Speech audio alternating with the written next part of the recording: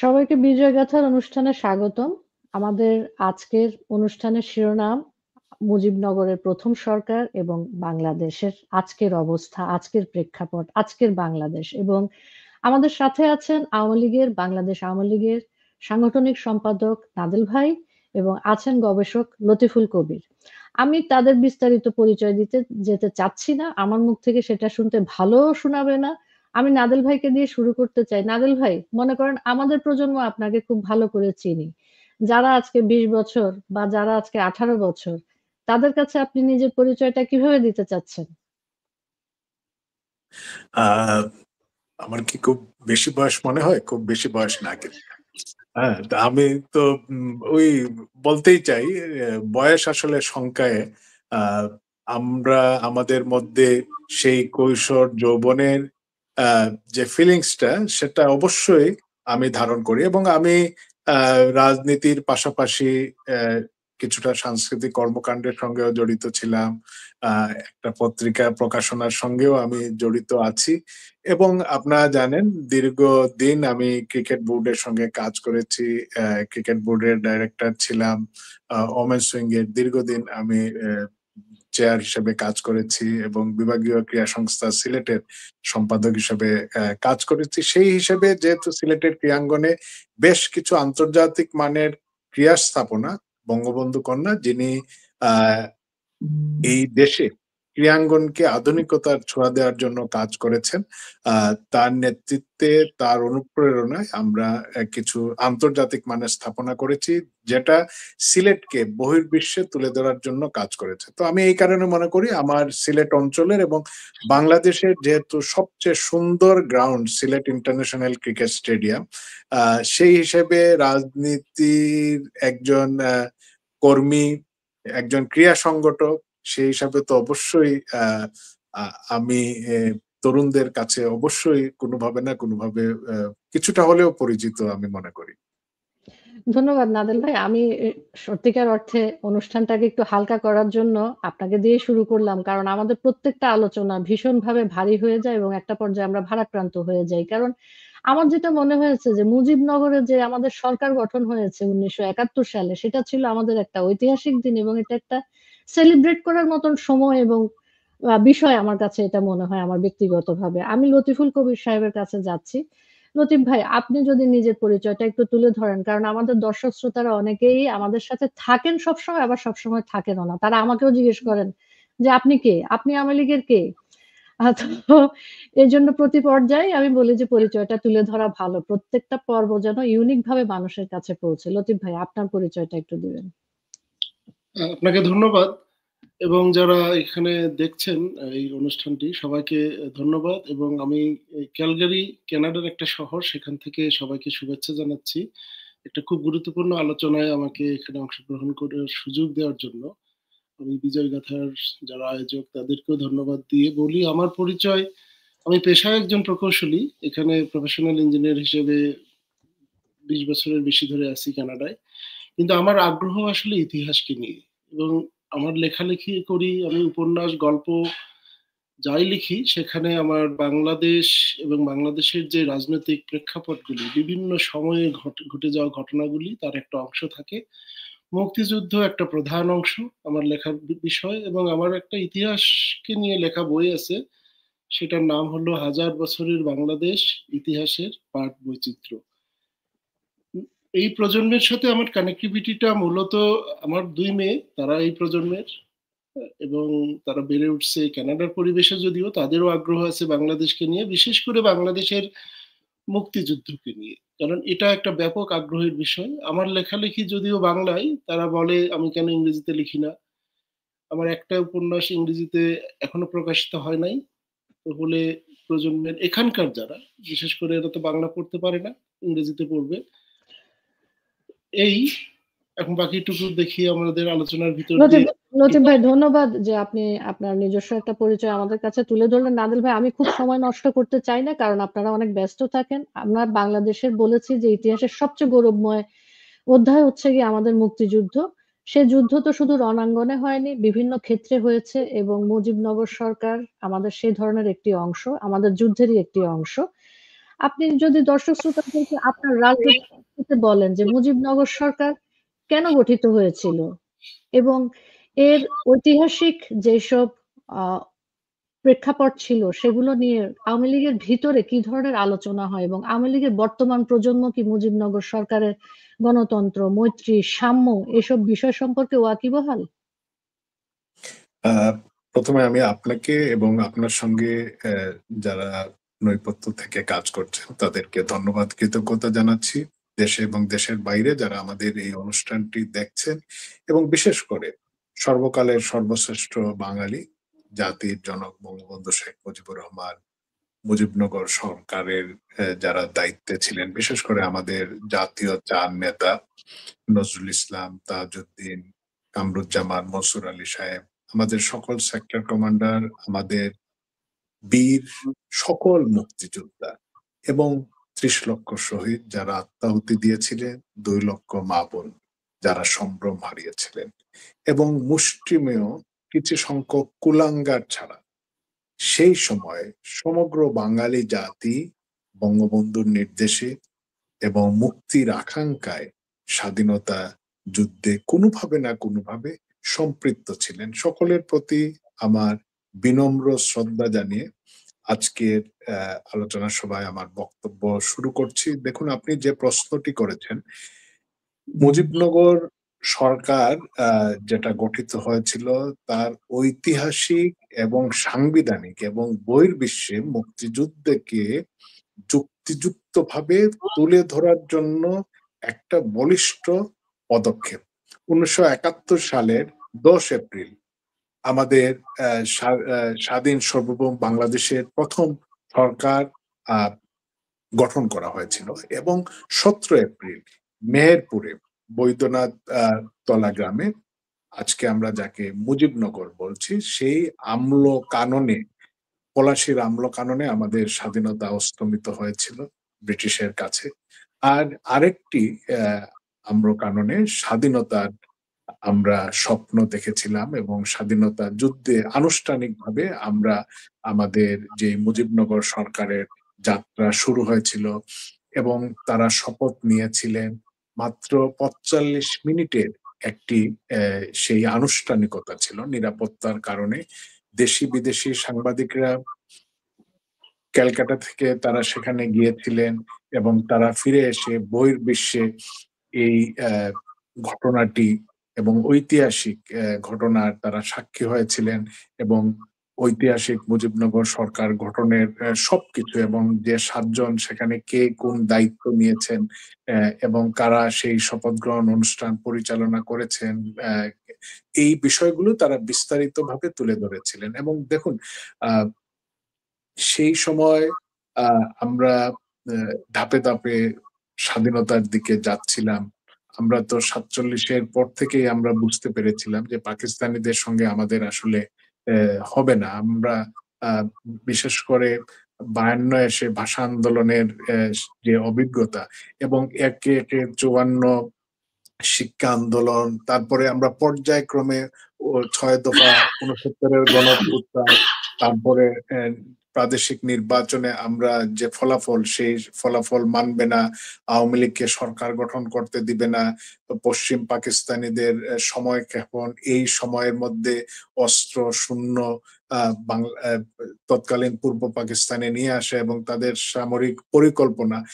এর বিপরীতে বঙ্গবন্ধু যখন ৭ই মার্চের ভাষণটা দিলেন, সেই ভাষণের মধ্যেই কিন্তু পরিষ্কারভাবে তিনি সবকিছুই বলেছিলেন। দেখুন, এটা একটি ঐতিহাসিক ভাষণ। এটা শুধু আমরা বলছি না, সেটা আন্তর্জাতিকভাবে স্বীকৃতি দেওয়া হয়েছে। বিশ্বের যে সংকটময় সময়ে একটি দেশ, একটি জাতির মহেন্দ্রক্ষণে দাঁড়িয়ে বঙ্গবন্ধু যা যা বলার দরকার অত্যন্ত নির্মোহভাবে, আবেগ বিবর্জিত ভাবে তিনি দেশের মানুষের আকাঙ্ক্ষা এবং আমাদের পরাধীনতার শৃঙ্খল ভাঙার জন্য যে এপিক বক্তব্যটি সেখানে রাখলেন, কোনো দ্বিধাদ্বন্দ্ব ছিল না, কোনো পুনরাবৃত্তি ছিল না।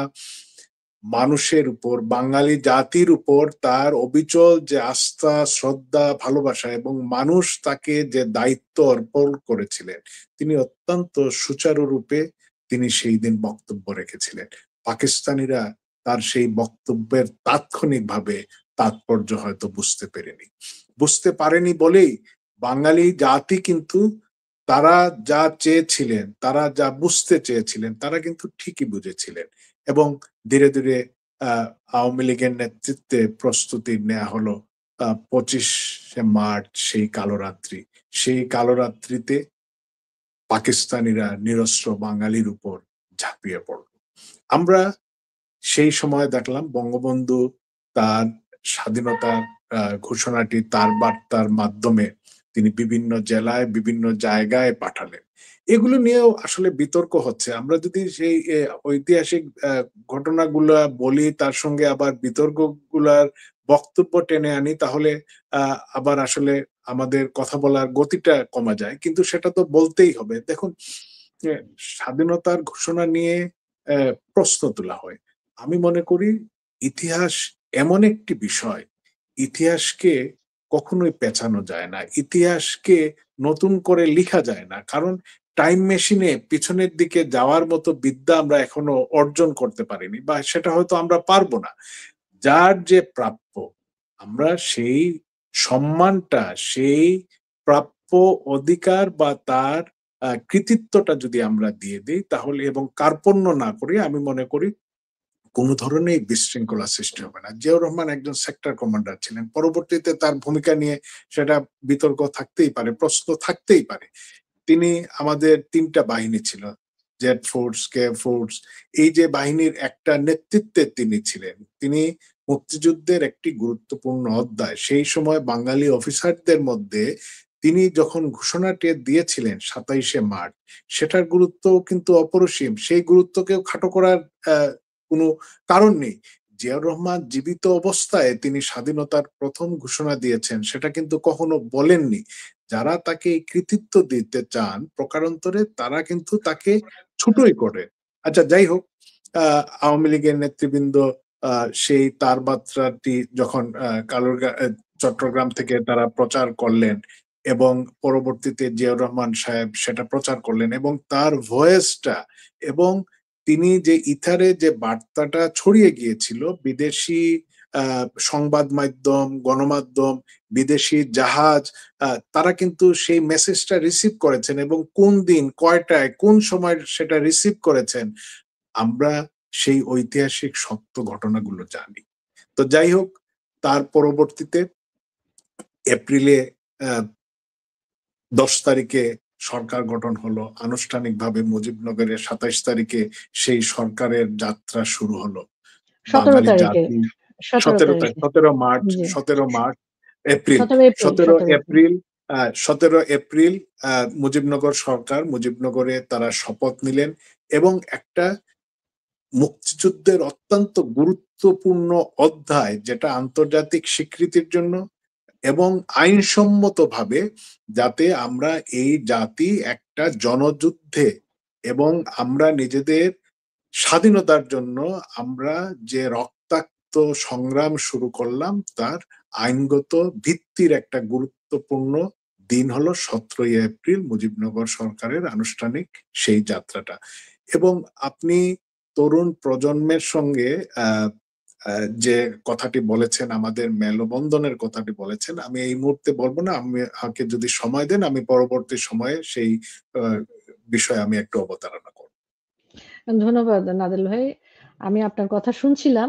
আমি লতিফুল কবির সাহেবের কাছে এই নাদেল ভাইয়ের বক্তব্য ধরে যাচ্ছি যে, আমরা বলছি যে এটা একটা ঐতিহাসিক সময়, এটা একটা ঐতিহাসিক যাত্রা, এবং বঙ্গবন্ধু ৭ই মার্চই আমাদেরকে একটা দিক নির্দেশনা দিয়ে দিয়েছেন, এবং এর পরিপ্রেক্ষিতে আমাদের বাংলাদেশের অভ্যুদয় ঘটেছে।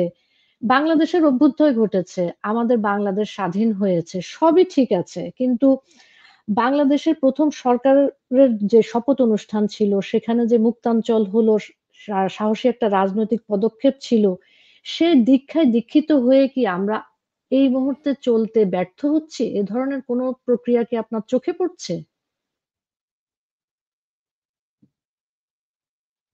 আপনার একটু এই পুরনো সময় বলবেন প্লিজ। ওকে, আমার মনে হয় ওই মুক্তিযুদ্ধের ওই সময়টাতে আমি আরেকটু এই কথা বলে আসি, তাহলে বর্তমান সময়টা বোঝার সুবিধা হবে। দেখেন, সেই সময় 1970 সালে একটা নির্বাচন হলো, যে নির্বাচনে পুরো পাকিস্তানে মানে সবগুলি প্রভিন্স মিলে, হ্যাঁ, আওয়ামী লীগের, আমি দেখলাম গতকাল আমি চেক করছি, আওয়ামী লীগের মোট ভোট ছিল 42%, দ্য হাইয়েস্ট। বাংলাদেশে আওয়ামী লীগের ভোটের পার্সেন্টেজ ছিল 75%, এবং আসনের দিক থেকে দুইটা বাদে সবগুলি, মানে 169-এর ভিতরে 167টা আওয়ামী লীগ অর্জন করলো। ওই সময়টা ছিল যে হ্যাঁ, পাকিস্তান কিন্তু দেখেন কোনো ব্রিটিশরা আইন করে স্বাধীন দিয়ে দেয় নাই, ভারতের জন্য একটা স্বাধীনতা আইন করছে, যেটার অধীনে ভারতের স্বাধীনতা অর্জন হয়েছে। পাকিস্তানের জন্য এরকম কোনো আইন নাই। পাকিস্তান আসলেই একটা মানে কি ধরনের রাষ্ট্র এটা আল্লাহ জানে। পাকিস্তান জন্মের পরের থেকে সংবিধানই রচনা করতে পারে নাই। সেই সংবিধানটা রচনা করার একটা দায়িত্ব ছিল 70-এর নির্বাচনে নির্বাচিত প্রতিনিধিদের। এবং ইতিহাস ঘেটে আমি দেখলাম যেটা, যে একটা চমৎকার সংবিধান, পাকিস্তানের ফেডারেশনের জন্য একটা সংবিধান তৈরি কাজ এই নেতৃবৃন্দ, বিশেষ করে আওয়ামী লীগের যারা নির্বাচিত তাদের নেতৃত্বে একটা সম্পন্ন হলো। সেইখানে পাকিস্তানকে একটা ফেডারেশন, মানে এই যে কানাডার যে ফেডারেশনটা, এরকমই একটা ফেডারেশন, যেখানে বাংলাদেশকে বলা হলো যে স্টেট অফ বাংলাদেশ। সাংবিধানিকভাবে বাংলাদেশের একটা নাম চলে আসলো, যেটা বঙ্গবন্ধু 69 সালে ঘোষণা দিয়ে বলছিলেন যে এই অঞ্চলের নাম এখন থেকে বাংলাদেশ, কিন্তু সেটা পাকিস্তানের সংবিধানে অন্তর্ভুক্ত করা হলো স্টেট অফ বাংলাদেশ হিসেবে। আদারগুলি আছে, যেমন বেলুচিস্তান, ওদের নাম হলো state of Balochistan, state of Punjab, এইরকম করে আরো অন্যান্য যতগুলি প্রদেশ ছিল তাদের একটা করে স্টেট নেম আসলো। ঠিক কানাডায় আমরা যেভাবে আলবার্টা বলি কিংবা অন্টারিও বলি, একই রকম। যাই হোক, সাংবিধানিক বিবর্তনের ভিতর দিয়ে বাংলাদেশের স্বাধীনতার একটা সম্ভাবনা ছিল, এটা জানাচ্ছেন আমাদেরকে রেহমান সোবহান। উনি কিন্তু ওই আলোচনার ভিতরের একটা অংশ, যারা 25শে মার্চ পর্যন্ত আলোচনাকে এগিয়ে নিয়ে গেছিলেন যে কিভাবে একটা সাংবিধানিক বিবর্তনের ভিতর দিয়ে বাংলাদেশ অর্জিত হবে। পাকিস্তানিরা মনে করলো বাঙালি তো যোদ্ধা জাতি না, বাঙালি তো হলো একটা একেবারেই ভীতু জাতি। কোত্থেকে এই ধারণা তাদের আসছে আমি জানি না, আমি ইতিহাস থেকে বলতেছি। আপনারা আলেকজান্ডারের কথা নাম শুনছেন, বিশ্ব বিজয়ী বলা হয়। আলেকজান্ডার তার বিজয় রথ থেমে গেল বাংলাদেশের এই দ্বার প্রান্তে এসে, কারণ আলেকজান্ডারের কাছে খবর গেল যে এই বাংলাদেশে যে দুইটা বড় রাজ্য আছে, বঙ্গ এবং পুন্ড্র, এদের যে মিলিটারি পাওয়ার, এটাকে অ্যাটাক করলে আমরা এখানে সমস্ত গ্রিক বাহিনী ধ্বংস হয়ে যাব। চিন্তা করেন যে ওই লোকটা যুদ্ধ করতে করতে চলে আসতেছে। আজকের যে পাকিস্তান, ওটা পদানত হয়েছে আলেকজান্ডারের কাছে। ইস্ট ওয়েস্ট ইন্ডিয়ার সমস্ত কিছু, দিল্লি থেকে শুরু করে আপ টু বিহার, সমস্ত কিছু সে দখল করে নিল। বাংলাদেশে এসে সে যুদ্ধ না করে পরাজয় মানা, চিন্তা করা যায় আলেকজান্ডারের মতো একটা বিজয়ী। আর পাকিস্তানিরা মনে করতেছে যে বাঙালি কোনো বীরের জাতিই না। এই ধারণা থেকেই তারা মনে করলো যে আমরা যদি একটা ক্র্যাকডাউন করি, কয়েক লক্ষ মানুষ মেরে ফেলি, এই বাঙালি আর জীবনেও এই স্বাধীনতার কথা বলবে না। ভারতবর্ষে স্বাধীনতার আন্দোলনের সূচনাই ঘটছে বাংলা থেকে, এই ইতিহাসটাও পাকিস্তানিরা জানে না। ফলে তারা মূর্খের মতো 25শে মার্চে একটা ক্র্যাকডাউন চাপাই দিল বাঙালির উপরে। কিন্তু বাঙালির এই ক্র্যাকডাউনের বিপরীতে বাঙালির যে অগ্রযাত্রা, সেটা প্রতিটা পদক্ষেপ কিন্তু আন্তর্জাতিক যে মানবাধিকার আইনগুলি তৈরি করা আছে, সেই জাতিসংঘের ঘোষণা থেকে শুরু করে সবকিছু বাঙালি মেনটেন করতেছে। তাদের একটা নির্বাচিত প্রতিনিধি পরিষদ আছে, তারা একত্রিত হয়ে 10ই এপ্রিল একটা সংবিধান ঘোষণা করলো, যে এটা আমরা বলি স্বাধীনতার ঘোষণাপত্র। সেখানে সবকিছু আছে, সরকার হবে জনগণের নির্বাচিত। দেখুন, তারা যে সরকারটা শপথ নিল 17ই এপ্রিল, তার প্রত্যেকটা সদস্য জনগণের নির্বাচিত প্রতিনিধি। জনগণ এদেরকে ভোট দিয়ে নির্বাচিত করছে, তারাই একত্রিত হয়ে একটা সরকার গঠন করছে।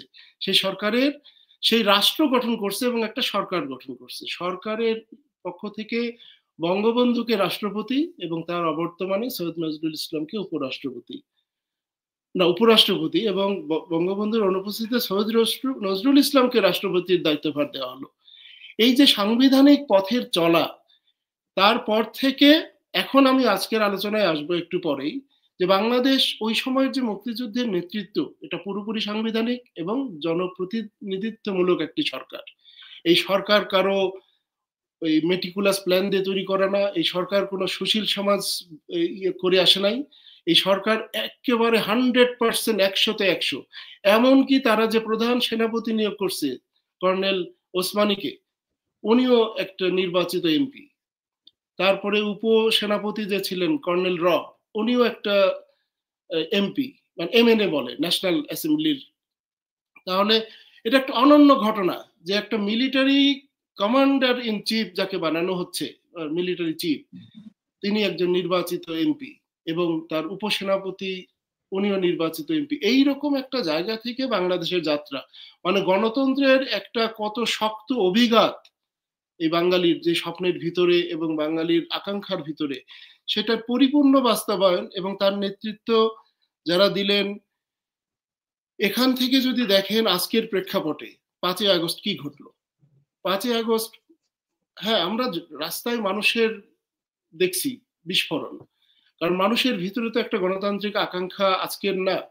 সেই আকাঙ্ক্ষা কেন পূরণ হয় নাই আওয়ামী লীগ কিংবা যারা বড় বড় রাজনৈতিক দল আছে, বিশেষ করে আমি বলবো আওয়ামী লীগ এবং বিএনপির মধ্যে যে ধরনের আন্ডারস্ট্যান্ডিং দরকার গণতান্ত্রিক প্রতিষ্ঠান নির্মাণের জন্য, সেটা নিয়ে আমাদের অনেক ব্যাপক আলোচনা দরকার। কারণ ওইটা সম্ভব হলে আজকে এই মেটিকুলাস প্ল্যানাররা বাইরে থেকে এইভাবে একটা প্ল্যান এক্সিকিউট করে আজকে বাংলাদেশকে তছনছ করে দিচ্ছে, এর কোনো সাংবিধানিক ভিত্তি নাই এই সরকারের, সেটাকে তারা পাত্তা দিচ্ছে না। তারা যা মনে চাচ্ছে করে ফেলতেছে এবং করার জন্য তারা কি করছে, কিছু এই টোকাই পোলাপান জোগাড় করছে, তাদেরকে দিয়ে মব করতেছে রাস্তায়, করে বলতেছে এটাই জনগণের দাবি। জনগণ এইসব দাবি করে না। বাঙালি অত্যন্ত সমৃদ্ধশালী একটা জাতি, তাদের গণতান্ত্রিক আকাঙ্ক্ষা এবং পারস্পরিক শ্রদ্ধার জায়গাটা এটা আজকের না তো, এটা আমি ইতিহাস ঘেটে দেখতেছি, এটা দীর্ঘকালের।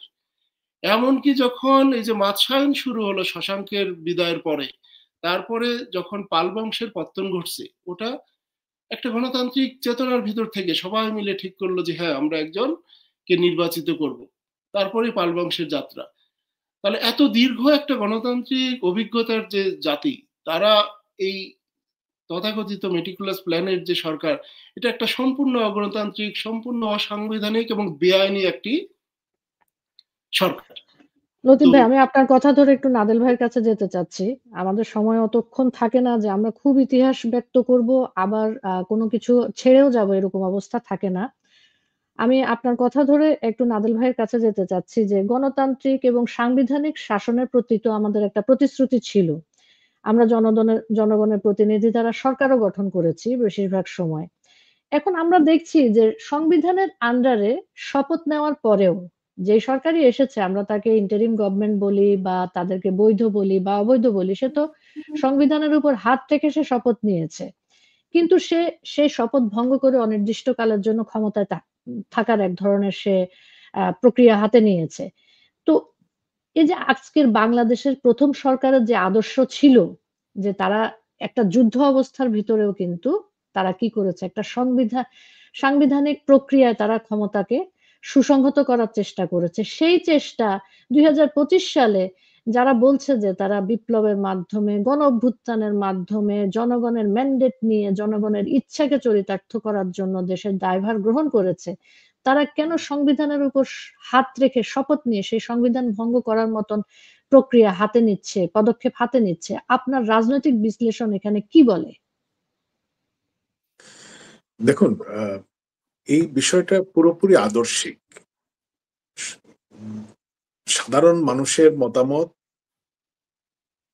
এবং আপনার রাজনৈতিক আদর্শ দুটা কিন্তু পাশাপাশি চলে। কারণ আপনি জনগণের মতামত ব্যতীত আপনি কোনো আদর্শ বা কোনো বিষয় চাপিয়ে দিতে পারেন না।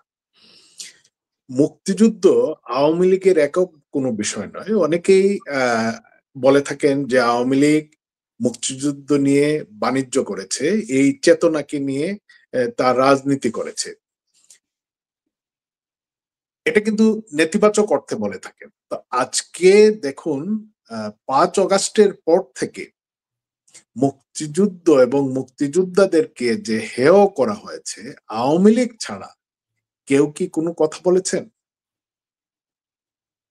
আওয়ামী লীগ এই মুক্তিযুদ্ধে নেতৃত্ব দিয়েছে, এই দেশকে স্বাধীন করেছে এবং তিনি যে কথাটি বললেন যে জনগণের ব্যান্ডেট নিয়ে সরকার বা যা নির্বাচিত জনপ্রতিনিধি যারা ছিলেন তারা যেখানে পাকিস্তান 24 বছরের সংবিধান করতে ব্যর্থ হয়েছে, সেখানে আমরা 1 বছরের কম সময়ের মধ্যে আমরা একটি সংবিধান প্রণয়ন করেছি। অর্থাৎ আইনের প্রতি এবং জনগণের প্রতি যে রাষ্ট্রের দায়বদ্ধতা এবং আইনের শাসন, সেটা প্রতিষ্ঠা করার জন্য বাংলাদেশ তার জন্মলগ্ন থেকেই একদম এই জায়গাটায় কিন্তু কোনো ধরনের ছাড় দেয়নি।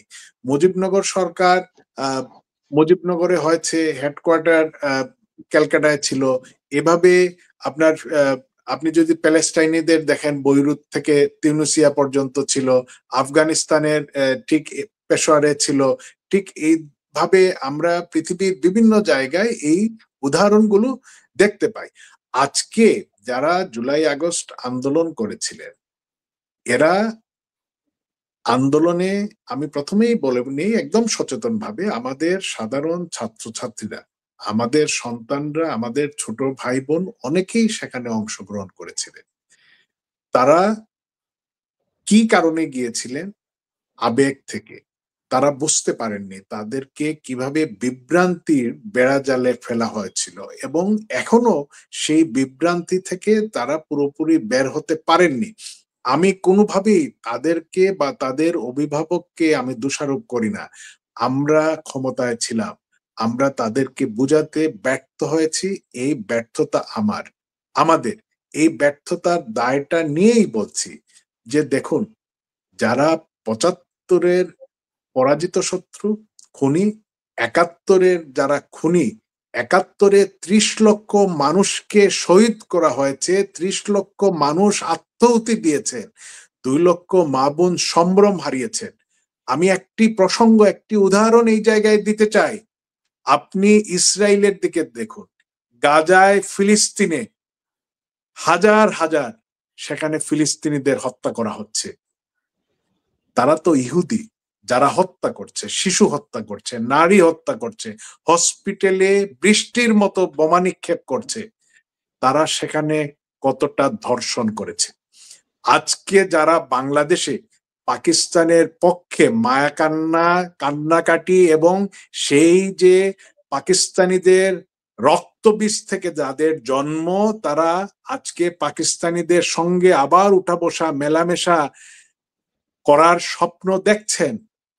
এই দেশটি 30 লক্ষ মানুষ শহীদ হয়েছে, 2 লক্ষ মা বোন সম্ভ্রম হারিয়েছিলেন, তাদেরকে ধর্ষণ করা হয়েছিল, তাদেরকে বিকলাঙ্গ করে দেয়া হয়েছিল আমাদের মা বোনদেরকে। আজকে এই বিহারীরা এবং এদের কিছু ঔরস্যজাত সন্তানেরা এবং আদর্শিক তাদের ঔরস্যজাত কিছু সন্তানরা, যারা আজকে এই দেশে প্রতি মুহূর্তে 5 আগস্টের পর থেকে মুক্তিযুদ্ধ এবং মুক্তিযুদ্ধদেরকে বিভিন্নভাবে হেনস্থা করে যাচ্ছে, অপমান করে যাচ্ছে। আজকে আপনি 32 নাম্বার ভাঙলেন, আওয়ামী লীগের বিভিন্ন নেতাকর্মীদের বাড়ি ভাঙলেন।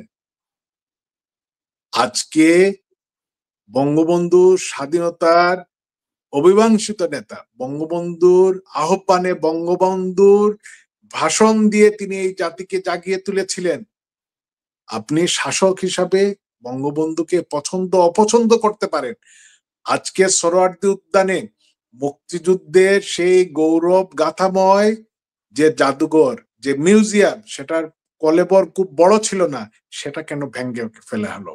কেন মুজিবনগরে আমল কাননে মুক্তিযোদ্ধাদের ভাস্কর্য যে বা তাদের যে মুজিবনগর সরকারের শপথের যে ভাস্কর্যগুলো ছিল, সেখানে সবকিছু ভেঙে ফেলা হলো।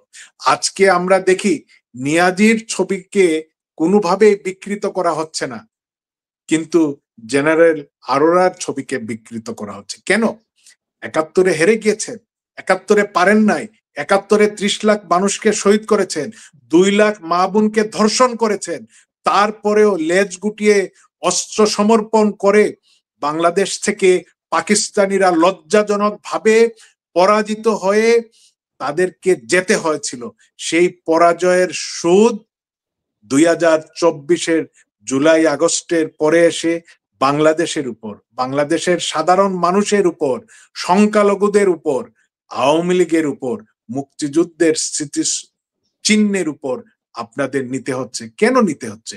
কারণ এই যে সরকারটি, এটা তারা ছাত্র জনতার অভ্যুত্থান বলছে, আসলে এটা ছিল একটা ডলার দিয়ে এই আন্দোলনটি সাজানো হয়েছিল, উৎসাহিত করা হয়েছিল এবং এদের সঙ্গে জঙ্গিদেরকে সম্পৃক্ত করা হয়েছিল এবং বিভিন্ন ধরনের পেশাদার যারা অসামাজিক কার্যক্রম এবং বেআইনি কার্যক্রমের সঙ্গে, চুরি ছিনতাইয়ের মতো ঘটনার সঙ্গে জড়িত, এদেরকে দিয়ে বিভিন্ন সরকারি স্থাপনায় আক্রমণ করানো হয়েছে, টেলিভিশন জ্বালিয়ে দেওয়া হয়েছে, মেট্রো রেল জ্বালিয়ে দেওয়া হয়েছে, সেতু ভবনে আক্রমণ করা হয়েছে, ত্রাণ ও দুর্যোগ মন্ত্রণালয় সহ অসংখ্য প্রধান বিচারপতির বাসভবনে হামলা চালানো হয়েছে।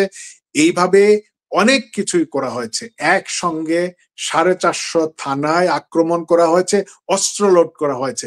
এটা যদি শুধুমাত্র ছাত্র জনতার আন্দোলন হতো, তাহলে বেছে বেছে যে যে জেলখানায় জঙ্গিরা ছিল, সেই জঙ্গিদেরকে মুক্তি দেয়া হলো কেন?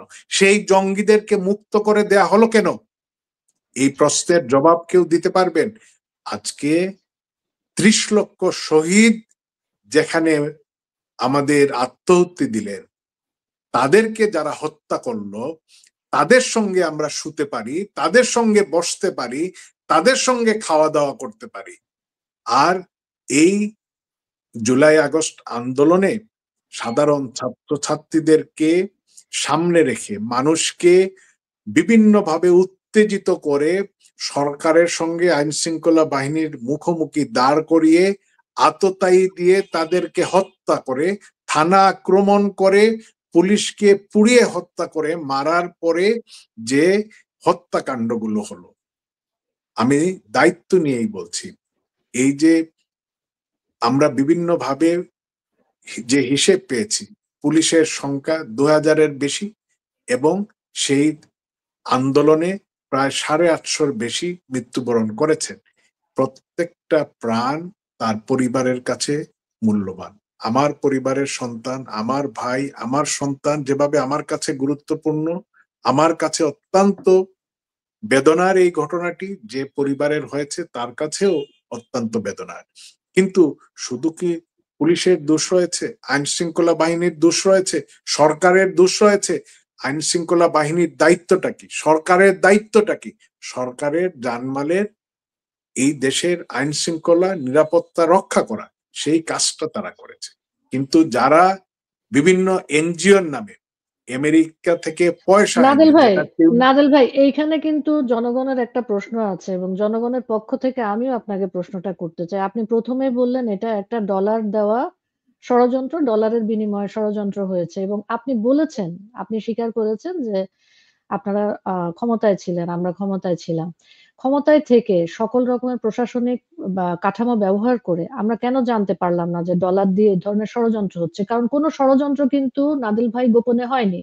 যে পরাশক্তি এই ষড়যন্ত্র করেছে তারা কিন্তু প্রকাশ্যে ষড়যন্ত্রগুলো করেছে। তারা বিভিন্ন এনজিও বলেন, এনজিওদের যারা হেড, মাফিয়া এনজিও, তাদেরকে তারা প্রকাশ্যে টাকা দিয়েছে। তারা বিভিন্ন সংগঠনের সাথে যেসব বৈঠক করেছে সেগুলো প্রকাশ্যে, যেসব এমবেসিতে তারা বিভিন্ন সুশীল সমাজের প্রতিনিধিদেরকে নিয়ে গিয়েছে তারা প্রকাশ্যে নিয়ে গিয়েছে। এখানে কি আপনাদের তথ্যের ঘাটতি ছিল, আপনাদের সমন্বয়ের অভাব ছিল এবং আপনাদের কোনো ধরনের পরিকল্পনা ছিল না কিনা যে কোনো রকমের আক্রমণ এলে আপনারা সেটা কিভাবে প্রতিহত করবেন, দেশের মানুষকে, জনগণকে কিভাবে রক্ষা করবেন, সে জায়গায় আপনাদের পরিকল্পনার কি ঘাটতি ছিল কিনা? আপনি এই প্রশ্নটার উত্তর জনগণের পক্ষ হয়ে আমি করলাম, আমাদেরকে দিবেন আপনার পক্ষে যতটুকু দেওয়া সম্ভব। দেখুন, আমি ঘুরিয়ে পেঁচিয়ে আসলে কথা বলি না। আমি সাধারণত আমি যেটা বিশ্বাস করি সেটাই আমি বলার চেষ্টা করি। আমরা তো যেহেতু সেই ষড়যন্ত্র রোধ করতে পারি নাই, এই ব্যর্থতার দায় তো আমরা আগেও বলেছি, এখনো বলছি, আমরা এড়াতে পারবো না বা আমরা এড়ানোর কথা বলছিও না। কেন বলছি না? কারণ এটা কি শুধু আমাদের দেশে? আমরা দেখেছি, তিউনিসিয়ায় দেখেছি, মিশরে দেখেছি, আমরা লিবিয়ায় দেখেছি, ইরাকে দেখেছি। এভাবেই তো কালার রেভলিউশন করেই তাদের যে পরিকল্পনা, মেটিকুলাস ডিজাইন, তারা বিভিন্নভাবে একটি সরকারের বিভিন্ন অর্গানকে ব্যবহার করা, প্রেসারাইজ করা, তাদেরকে ব্ল্যাকমেইল করা, এই কাজগুলো করে তারা সেটা করতে সক্ষম হয়েছে। কারণ আমরা যাদের উপরে নির্ভর করেছি, তারা যখন অসহযোগিতা করেছেন বা তারা যখন তাদের দায়িত্ব পালন করেননি, কারণ একটি সরকার তো এককভাবে কিছু নয়, একটি সরকার জনগণের ম্যান্ডেট দ্বারা নির্বাচিত হয়, বিভিন্ন স্তরে স্তরে প্রধানমন্ত্রী হয়তো আমাদের সরকারটা, আমাদের পার্লামেন্টারি গভর্নমেন্ট, আমাদের মন্ত্রী পরিষদ বা প্রধানমন্ত্রী বেশ সরকার, সেটা পিরামিডের মতো আস্তে আস্তে নিচের দিকে অনেক ব্যাপ্তিটা অনেক বড় হয়। এই জায়গায় অনেকগুলো অর্গান কাজ করে। তো এই জায়গায় গুরুত্বপূর্ণ অর্গান বা এই সমস্ত ষড়যন্ত্র রোধ করার জন্য যারা, তারা যদি দায়িত্বে অবহেলা করেন বা তারা যদি জেনে শুনে চুপচাপ থাকেন, তাহলে পরে আপনার তো কিছু করার নেই। আমরা যেহেতু ক্ষমতায় ছিলাম, আমরা মুক্তিযুদ্ধের বিপরীতে একটি জঙ্গি গোষ্ঠীর কাছে, আমাদের কাছ থেকে জনগণের যে স্বাধীনতার চেতনা এবং তার বিপরীতে আজকে যারা এসেছেন, এটা অবশ্যই আমরা যেহেতু সেই ষড়যন্ত্র মোকাবেলা করতে পারিনি, আমাদের তো দায় অস্বীকার আমরা করতে পারি না, কিন্তু আমরা অসহায় হয়ে গিয়েছি। কারণ আমাদেরকে যে বিভিন্ন ভাবে তারা যেভাবে স্যাবোটেজ করেছে এবং ভুল তথ্য দিয়েছেন এবং ভুল আশ্বাস দিয়েছেন, মিথ্যা আশ্বাস দিয়েছেন, দিয়ে রাষ্ট্রকে আজকে এই জায়গায় নিয়ে এসেছেন। এবং এটা কি শুধুমাত্র মুক্তিযুদ্ধের চেতনা, আওয়ামী লীগ, সংখ্যালঘু, নারীদের, আজকে নারীদের উপরে যে নির্যাতন হচ্ছে, শুধু কি এই বিষয়গুলো? আজকে বাংলাদেশের সার্বভৌমত্ব হুমকির মধ্যে পড়েছে। এই অবৈধ সরকারে যারা দায়িত্বশীল রয়েছেন, তারা বাংলাদেশের ম্যাপ বিকৃতভাবে ইতিমধ্যে উপস্থাপন করেছেন। এবং আরেকজন উপদেষ্টা তো না, এরা অপদেষ্টা, তিনি বলেছেন যে নতুন করে বাংলাদেশের মানচিত্র হতে পারে। তার মানেটা কি? তার মানেটা কি? বঙ্গবন্ধু কন্যা বারে বারেই বলেছিলেন যে এটা আসলে স্বাধীনতা বিরোধী প্রতিক্রিয়াশীল গোষ্ঠী এবং একটি ষড়যন্ত্র করে এই আন্দোলনটা হচ্ছে। আমরা বিশ্বাস করিনি। আমরা সেন্ট মার্টিন দ্বীপ কেন মার্কিনীরা চায়, আমরা সেই কথাটা বারে বারে বলেছিলাম। আজকে বাংলাদেশ এবং মিয়ানমারের মধ্যখানে যে একটা খ্রিস্টান রাষ্ট্র হবে, সেই জায়গাটা কি ইলাস্টিকের মতো দুই রাষ্ট্রের মধ্যে জায়গা বৃদ্ধি পাবে, না আমাদের জায়গা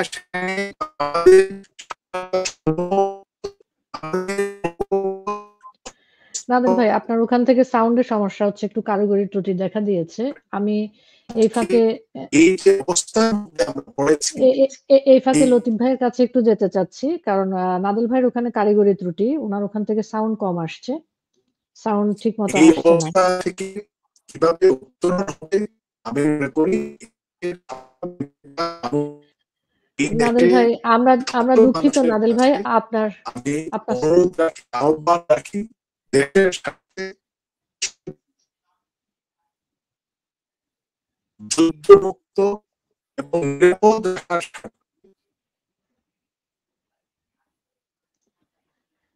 আমরা আশা করছি নাদিল ভাই আবার যুক্ত হবেন। কারিগরি ত্রুটির কারণে ওনার যেখানে আছেন সেখানে হয়তো আমার ধারণা ইন্টারনেট সংযোগের একটু ঘাটতি ঘটাতে এবং ইন্টারনেট সংযোগ চ্যুত হওয়াতে উনি আমাদের সাথে এই মুহূর্তে নেই। আমি লতিফ ভাইয়ের কাছে যাচ্ছি যে নাদিল ভাই যেগুলো বলছিল যে ষড়যন্ত্র আমরা বুঝতে পারিনি, তা আমাদেরকে অপতথ্য দেওয়া হয়েছে, তথ্য সন্ত্রাসের শিকার হয়েছি, আমরা স্যাবোটাজের শিকার হয়েছি।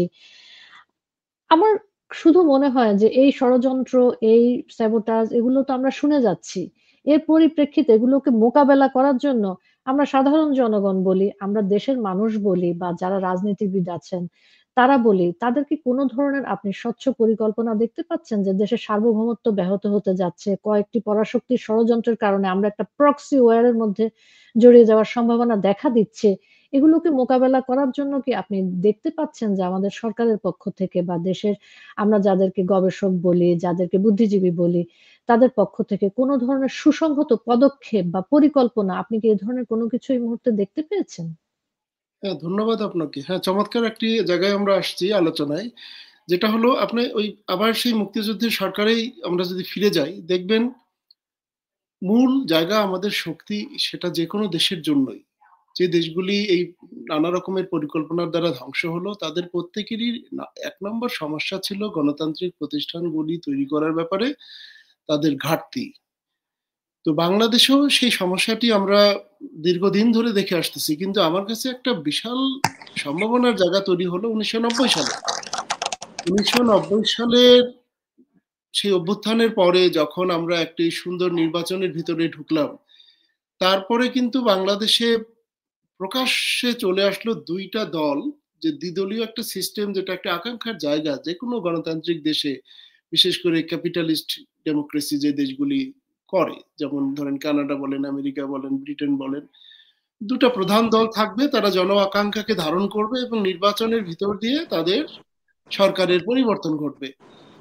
সেইটা ৯০ সালে ওই জায়গাটা আমরা অর্জন করছি। তারপরে কেন ৯০ অর্জনটা আমরা ধরে রাখতে পারি নাই, সেই আলোচনাগুলি আমি প্রকাশ্যে দেখি নাই, যে বিশেষ করে বাংলাদেশে আওয়ামী লীগ এবং বিএনপি এই দুটি তো জনগণের সমর্থিত প্রধান দুটি দল।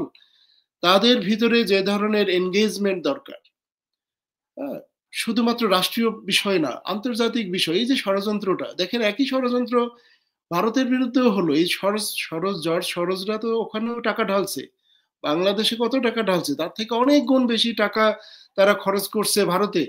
কিন্তু ভারতে তারা কেন সক্ষম হচ্ছে না? বিকজ ভারতে গণতান্ত্রিক প্রতিষ্ঠান শক্তিশালী এবং ভারতের যে প্রধান রাজনৈতিক দল, দুটো রাজনৈতিক দলের কথাই যদি বলি, কংগ্রেস এবং বিজেপি, তারা জাতীয় যে কোনো ইস্যুতে খুব দ্রুত তারা বসতে পারে। বাংলাদেশে কি আমরা এটা দেখছি? এই ঐতিহ্যটা বাংলাদেশে গড়ে ওঠে নাই, যে দুটা রাজনৈতিক দল। এইখানে লতিফ ভাই আমি নাদিল ভাইয়ের কাছে যাব। এই যে গড়ে উঠে না এই শব্দটা ভুল। গড়ে উঠেছিল এবং সেটাকে ধ্বংস করেছে কেউ, কেউ একেবারে বা কি বলবো একেবারে পরিকল্পিতভাবে সেই গড়ে ওঠা ঐক্যটাকে আমাদের ৯০ এ ছিল সেই ঐক্য। আমাদের ২০০৪ এর গ্রেনেড হামলার আগ পর্যন্ত আমাদের রাজনীতি এরকম ভাবে প্রতিহিংসা পরায়ণ ছিল না। ২০০৪ এ গ্রেনেড হামলা করে আমাদের এই ঐতিহ্যটাকে আমরা যে জাতীয় একটা যেকোনো ইস্যুতে ঐক্যবদ্ধ হয়ে কাজ করি সেই ইস্যুটাকে আমাদের নষ্ট করা হয়েছে ২০০৪ এর গ্রেনেড হামলার সময়। এই জায়গাটাতেই কিন্তু আমাদের সমস্যা তৈরি হয়েছে। বিরোধী দল বলি এবং ক্ষমতাসীন দল বলি তাদের মধ্যে যে যোগাযোগের জায়গাটা, জাতীয় প্রশ্নে যেকোনো জায়গায় ঐক্যবদ্ধ হওয়ার জায়গাটা সেখানে নষ্ট হয়েছে এইভাবেই। আমি নাদিল ভাইয়ের কাছে যাচ্ছি। নাদিল ভাই আপনি আমাদের কাছে বলছিলেন যে পরাশক্তির কারণে বিভিন্ন পরাশক্তির ষড়যন্ত্রের কারণে আমরা একটা প্রক্সি ওয়ার এ জড়িত হয়ে যাচ্ছি। এই ক্ষেত্রে আপনার যে পর্যবেক্ষণ এবং আলোচনা যেটা শুরু হয়ে কারিগরি ত্রুটির কারণে থেমে গেল সেটা আমরা আবার শুনতে ইচ্ছুক। আপনি আমাদেরকে আবার সেই বিষয়ে কথা বলতে থাকবেন নাদিল ভাই। খুব ভালো লাগছিল যে আপনি রাজনৈতিক দিক থেকে এই জিনিসটা আমাদের জন্য তুলে ধরছিলেন সহজ ভাষায়। আপনি যদি আবার ফিরে আসেন আলোচনায়।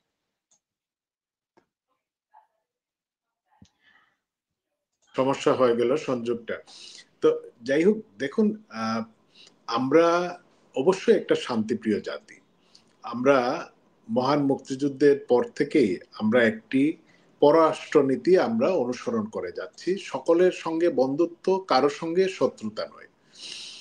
আমরা এর ভিত্তি করেই আমাদের পররাষ্ট্রনীতি এগিয়ে যাচ্ছে। আমাদের যারা প্রতিবেশী রয়েছেন বা বহির্বিশ্বের সঙ্গে ছোট বড়, গুরুত্বপূর্ণ কম গুরুত্বপূর্ণ, ধনী দরিদ্র সকল রাষ্ট্রের সঙ্গে আমরা একটি সুন্দর সম্পর্ক বজায় রেখে যাচ্ছিলাম। দেখুন, মার্কিনীরা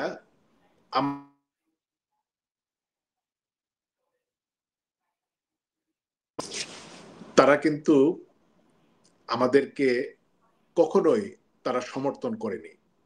তার একটা কারণ রয়েছে। কারণ এই যে বঙ্গোপসাগর বলেন বা ভারত সাগর বলেন, পাকিস্তানিদের সঙ্গে তাদের যে সামরিক ট্রিটিগুলো ছিল সেই কারণে তারা নিরবিচ্ছিন্নভাবে তাদের বিভিন্ন তারা যে প্রয়োজনীয় বা সামরিক তাদের লক্ষ্য সেগুলো তারা নির্বিঘ্ন করে যেতে পারত। শেখ মুজিবের নেতৃত্বে তারা দেখলো তাদের ভাষায় বঙ্গবন্ধুর এখানে আওয়ামী লীগ যদি ক্ষমতায় আসে বা বাংলাদেশ স্বাধীন হয়ে যায়, তারা এখানে তাদের এই তাদের কর্তৃত্বটা তাদের আর থাকবে না।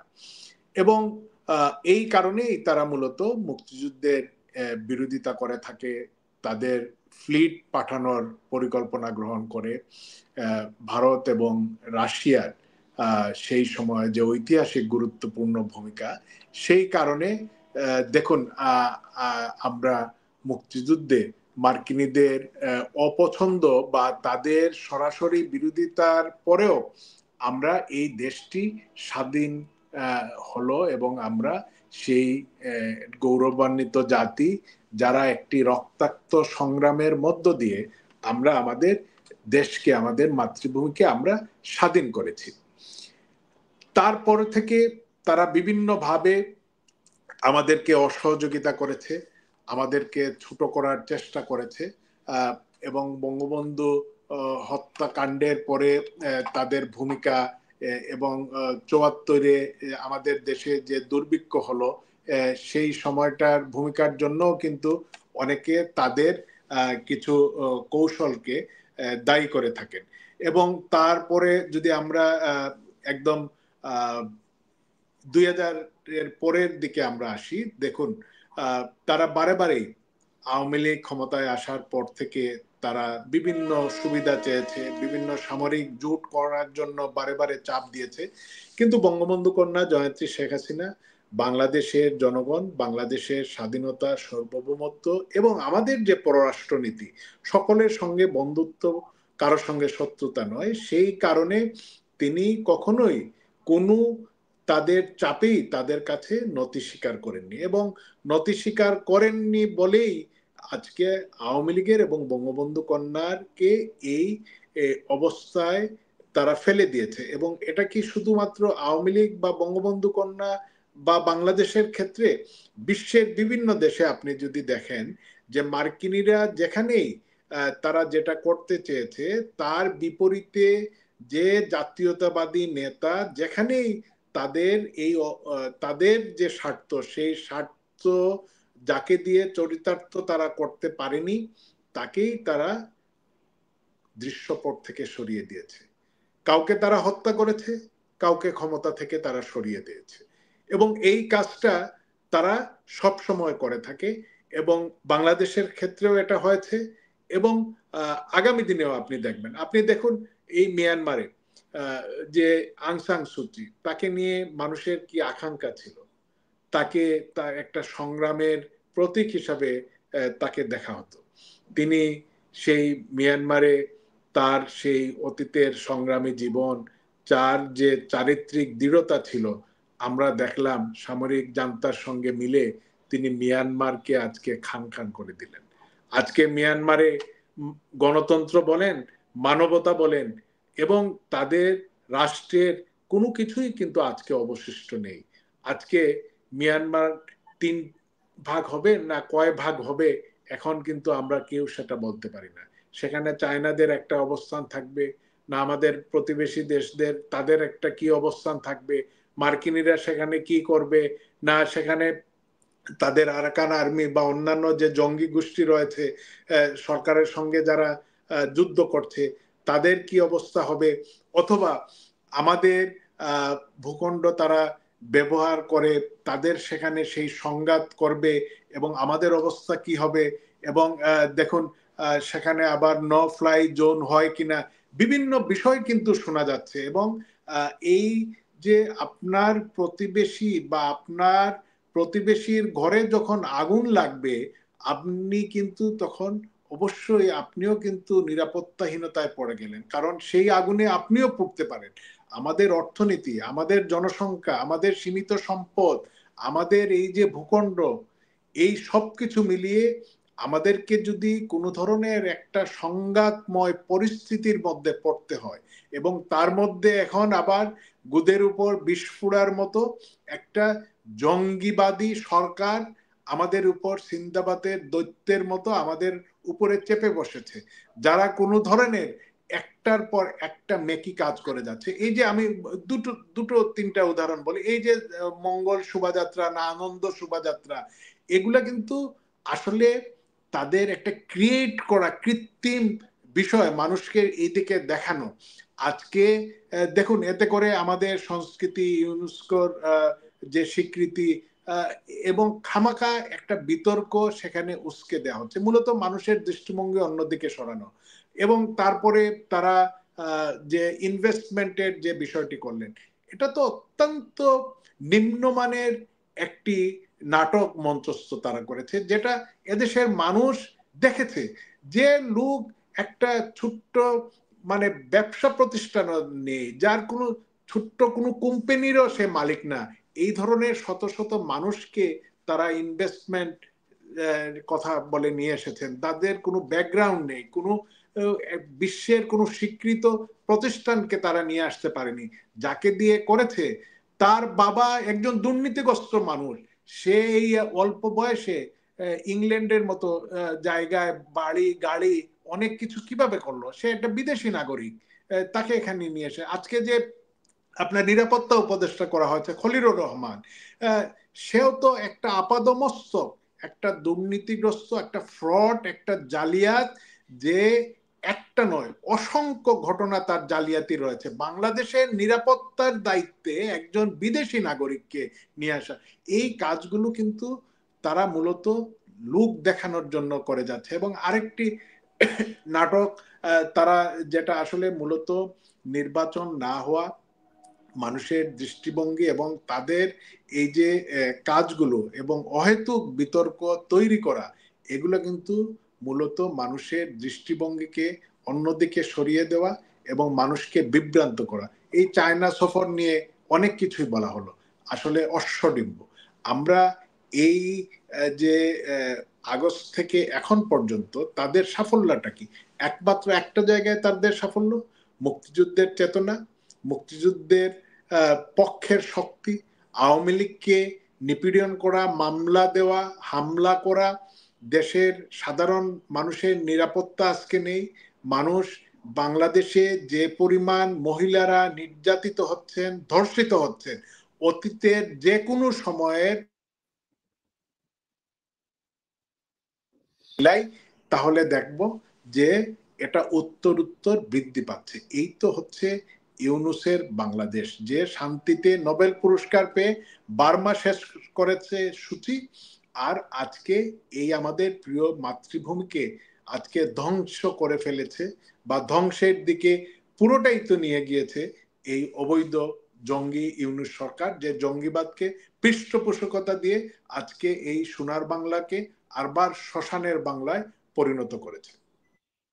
ধন্যবাদ নাদিল ভাই। আমাদের হাতে সময় খুব কম। আপনাদের দুজনের কাছে আমার একটাই প্রশ্ন। প্রথমে লতিফ ভাই বলবেন, 1 মিনিটের মধ্যে বলবেন লতিফ ভাই, এই প্রজন্ম এবং বর্তমান বাংলাদেশ, এই দুটো মিলিয়ে আপনি মানুষকে কিভাবে উদ্বুদ্ধ করতে চান তার দেশের সার্বভৌমত্ব রক্ষা করার জন্য, এবং মানচিত্র যেন পরিবর্তিত না হয় সেই কাজে যেন মানুষ নিজেকে নিয়োজিত রাখে, এই দিকে আপনি মানুষকে কিভাবে উদ্বুদ্ধ করতে চান, কি তথ্য দিতে চান, কিভাবে বলতে চান যে আপনার দেশ আক্রান্ত, সবাই যেন সচেতন থাকেন, এর পরিপ্রেক্ষিতে আপনি কি বক্তব্য দিতে চান?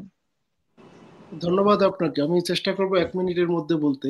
দেখেন, গত 15 বছরের আমাদের যে বিস্ময়কর অগ্রগতিগুলি, তার ভিতরে একটা হলো অর্থনৈতিক উন্নয়ন। আমরা নিজের অর্থনীতি নিজেরা কোথায় নিয়ে এসেছি।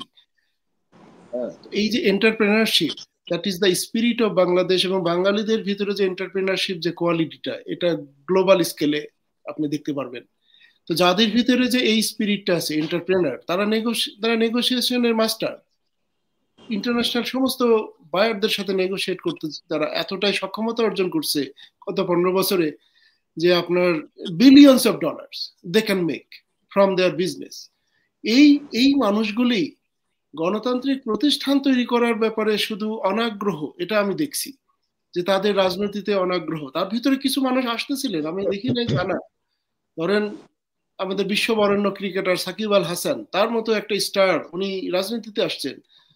আরো নাম বলতে পারি, সময় কম। তো এরা সবাই যদি রাজনীতিতে সম্পৃক্ত হয়, আমি বলবো রাজনীতিতে আসতে হবে, এবং রাজনীতির ভিতরের ডায়ালগের মধ্য দিয়ে সমঝোতার ভিতর দিয়ে আপনি গণতান্ত্রিক প্রতিষ্ঠানগুলি তৈরি করবেন। বিশ্বের কোনো পরাশক্তির ক্ষমতা নাই এই বাংলাদেশকে পদানত করে। গণতন্ত্রই একমাত্র আপনাদেরকে ঐক্যবদ্ধ করবে, জাতিকে ঐক্যবদ্ধ করবে, কারণ বাঙালি ভিতর থেকে ঐক্যবদ্ধ একটা জাতি, অসাম্প্রদায়িক একটা জাতি। এটা আজকের জাতি না রে বাবা, এটা 3000-4000 বছরের পুরনো জাতি। এই জাতিকে কতিপয় সাম্প্রদায়িক গোষ্ঠী হিংস্রতা দিয়ে বিভক্ত করবে, এটা ওই 47-এ সম্ভব হয়েছিল, এরপরে আর সম্ভব হবে না। আমি বিশ্বাস করি আমাদের তরুণ প্রজন্ম যখন ইতিহাসের দিকে তাকাবে এবং তাদের একমাত্র ল্যাগিং এর যে জায়গা, গণতান্ত্রিক প্রতিষ্ঠান তৈরি করার জায়গাটাতে তাদের মনোযোগ দিবে, সেদিন বাংলাদেশ ওই অঞ্চলে একমাত্র জাতিরাষ্ট্র বাংলাদেশ সব থেকে সমৃদ্ধশালী দেশ হিসেবে পরিণত হবে, এই বিশ্বাস আমার আছে। নাদেল ভাই, আপনার দিকে হাজার হাজার লক্ষ লক্ষ নেতাকর্মী তাকিয়ে আছে। তারা জানতে চায় আপনি কিভাবে দেশকে, দেশের সার্বভৌমত্বকে এবং মানচিত্র অক্ষুণ্ণ রাখার ব্যাপারে ঐক্যবদ্ধ হওয়ার ডাক দিতে চান। 1 মিনিটে বলবেন। দেখুন, আমাদের দলের নেতাকর্মীরা দেশের অভ্যন্তরে কি নিদারুণ কষ্টের মধ্যে আছেন আমরা সকলেই জানি। কত নেতাকর্মী তারা নির্যাতিত হয়েছেন, অনেকে মৃত্যুবরণ করেছেন, মব সন্ত্রাসের শিকার হয়েছেন, পারিবারিক সামাজিকভাবে ব্যবসা প্রতিষ্ঠান, বাড়ি ঘর, লক্ষ লক্ষ ছাত্রলীগের নেতাকর্মী, তাদের শিক্ষা জীবন, তাদের কেরিয়ার আজকে ধ্বংসের পথে। এদের কথা যখনই আমরা আলোচনা করি আমাদের মাথায় আসে, আমরা দুঃখে, কষ্টে এবং ক্ষোভে আসলে আমাদের অনুভূতি প্রকাশ করাটা খুবই কঠিন হয়ে যায়। আমি বিশ্বাস করি এই তরুণরা যারা ভাষা আন্দোলনে রক্ত দিয়েছে, 69-এ গণ অভ্যুত্থান করেছে, এই ছাত্ররাই এই দেশকে স্বাধীন করেছে, স্বৈরাচার মুক্ত করেছেন। শাহবাগে এই তরুণরাই, তারাই কিন্তু প্রতিবাদ করেছিলেন সেই যুদ্ধ অপরাধীদের বিরুদ্ধে। আজকে আমাদের এই তরুণরা সামাজিক যোগাযোগ বলতে ফেসবুক কিন্তু অনেকেই তারা ব্যবহার করে না, রেডিও টেলিভিশন তারা দেখে না, তারা হয়তো অনেকেই টুইটার ইউজ করেন, তারা হয়তো চ্যাটজিটি এই সমস্ত বিভিন্ন প্ল্যাটফর্ম ইউজ করেন। আমি দেশে এবং দেশের বাইরে যারা রয়েছেন, আমি সকলের কাছে একটা বিনীত অনুরোধ, আহ্বান রাখবো, আমাদের এই তরুণ প্রজন্মর কাছে মুক্তিযুদ্ধের গৌরব গাথা, শুধু মুক্তিযুদ্ধের গৌরব গাথাই নয়, আমাদের কৃষ্টি ঐতিহ্য এবং দেশটি আজকে যে ভয়াবহ বিপর্যয়ের মধ্যে পড়েছে সেগুলো ছোট ছোট করে তথ্য, মানে ইনফরমেটিভ ওয়েতে তাদের কাছে পৌঁছে যেতে হবে।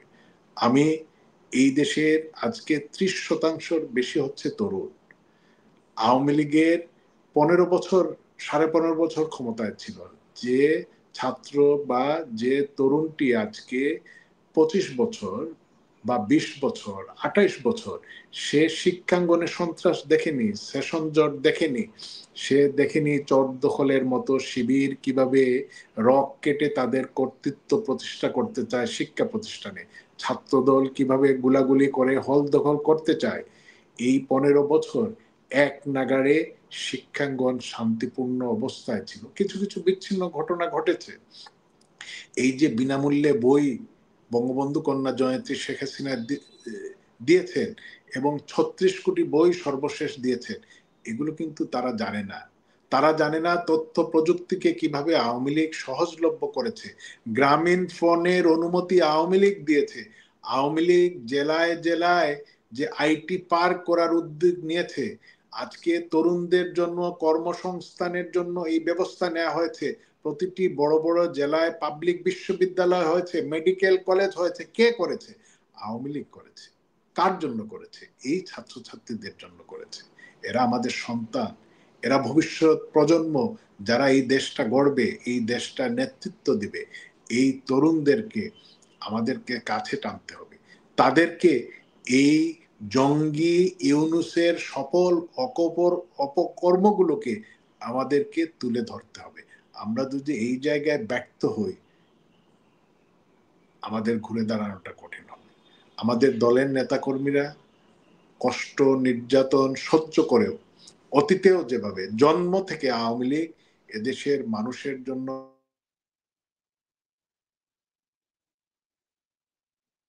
এখনো এই কাজটাই করে যাবে। যতই নির্যাতন হোক, আওয়ামী লীগ ফিনিক্স পাখি, যতই পুরানো হোক, সেই আগুন থেকে, সেই পুরা অবস্থা থেকে আওয়ামী লীগ ঘুরে দাঁড়াবে।